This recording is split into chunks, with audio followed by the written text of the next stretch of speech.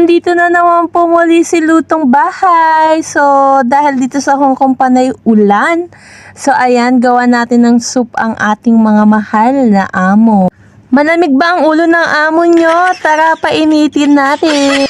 So, ayan, magnilagang buto-buto po tayo. Hindi ko alam kung anong tawag dito, kung nilagang buto-buto with Filipino style or nilagang buto-buto with Chinese style. Alam nyo ba dito sa Hong Kong, kapag nagluluto kayo ng ulam is padamihan.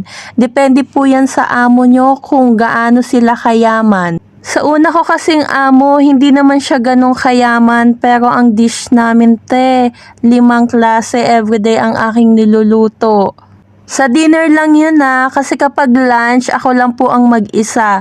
Yun po yung sa una kong amo, pero dito po sa pangalawa kong amo, kahit 2 klaseng ulam lang po is okay na sa kanya. So dahil nga po